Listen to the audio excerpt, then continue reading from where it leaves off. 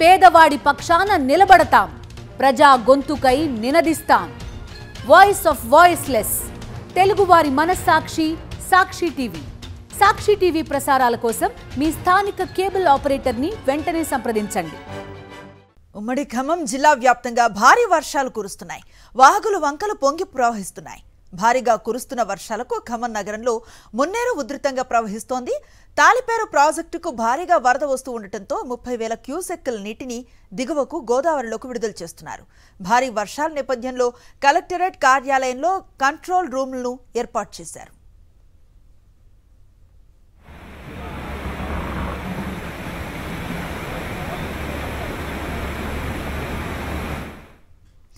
జిల్లాలో వర్షాలకు సంబంధించి పూర్తి అప్డేట్స్ మా ప్రతినిధి మహేందర్ అందిస్తారు.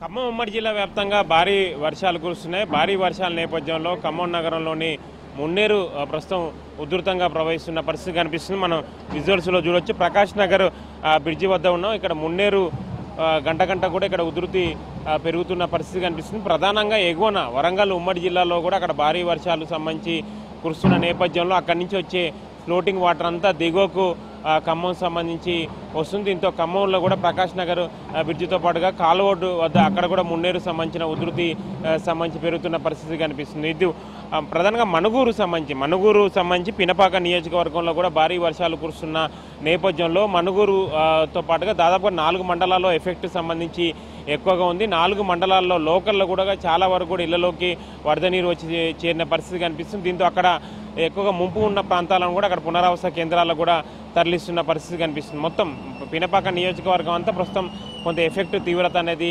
ఎక్కువగా ఉంది. అదేవిధంగా ఇటు ఓపెన్ కాస్టర్లో కూడా భారీగా వరద నీరు వచ్చి చేరుతున్న నేపథ్యంలో బొగ్గు ఉత్పత్తి కూడా నిలిచిపోతుంది. సత్తుపల్లి నియోజకవర్గం సంబంధించి కూడా ఇక్కడ కృష్ణాపురం ఓపెన్ కాస్ట్ అక్కడ కూడా వరద నీరు వచ్చి చేరుతున్న నేపథ్యంలో దాదాపుగా సత్తుపల్లి నియోజకవర్గం సంబంధించి మొత్తం ఓపెన్ కాస్ట్లో ఎఫెక్ట్ నేపథ్యంలో 28,000 టన్నుల బొగ్గు ఉత్పత్తి సంబంధించి నిలిచిపోయింది. ఇటు మనుగూరు సంబంధించిన ఏరియాలో కూడా ఇదే పరిస్థితి. అక్కడ కూడా పూర్తిగా ఓపెన్ కాస్ట్లో వరద నీరు వచ్చి చేరుతున్న నేపథ్యంలో బొగ్గు ఉత్పత్తి కూడా పూర్తిగా నిలిచిపోయిన పరిస్థితి కనిపిస్తుంది. ఇటు చెర్ల మండలంలో కూడా ఎఫెక్ట్ సంబంధించిన తీవ్రత ఎక్కువగా ఉంది. చెర్లలో కూడా లోకల్ కూడా గత 2 రోజుల నుంచి కూడా అక్కడ భారీ వర్షాలు కురుస్తున్న నేపథ్యంలో అక్కడ జనజీవనం పూర్తిగా స్తంభించిన పరిస్థితి కనిపిస్తుంది. తాలిపేరు ప్రాజెక్టు ఛత్తీస్గఢ్లో భారీగా వర్షాలు కురుస్తున్న నేపథ్యంలో తాలిపేరు ప్రాజెక్టు కూడా భారీగా వరద ఫ్లోటింగ్ సంబంధించి పెరుగుతుంది. దీంతో అక్కడ 30,000 క్యూసెక్ల నీరు కూడా ప్రస్తుతం తాలిపేరు ప్రాజెక్టులోకి వస్తున్న పరిస్థితి కనిపిస్తుంది. దీంతో 32,000 క్యూసెక్ల నీటిని దిగువకు కూడా గోదావరిలోకి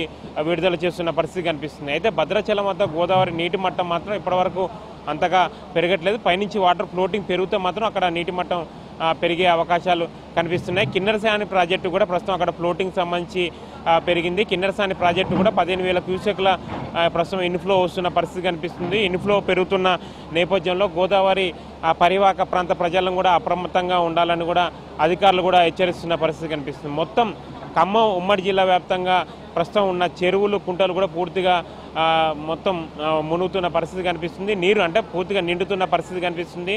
వరద ఫ్లోటింగ్ సంబంధించిన నేపథ్యంలో మరో 2 రోజుల పాటు కూడా ఇదే భారీ వర్షాలు ఉంటాయని వాతావరణ శాఖ అధికారులు తెలుపుతున్న నేపథ్యంలో ఇటు భద్రాద్రి కొత్తగూడెం జిల్లా కలెక్టరేట్లో ఒక టోల్ ఫ్రీ నెంబర్ ఏర్పాటు చేశారు. ఖమ్మం కలెక్టరేట్లో ఒక టోల్ ఫ్రీ నెంబర్ ఏర్పాటు చేసి ఎప్పటికప్పుడు కూడా వరద ఫ్లోటింగ్ ఉన్న ప్రాంతాలకు సంబంధించి కూడా వివరాలు తెలుసుకొని అక్కడ పునరావాస కేంద్రాల్లో కూడా తరలించే ప్రయత్నం చేస్తున్నారు. మొత్తం మాత్రం ఖమ్మం ఉమ్మడి జిల్లా వ్యాప్తంగా భారీ వర్షాలు కురుస్తున్న నేపథ్యంలో అధికార యంత్రాంగం పూర్తి స్థాయిలో అప్రమత్తమైందని చెప్పాలి. కెమెరా పర్సన్ సతీష్ తో మహేందర్, సాక్షి టీవీ, ఖమ్మం.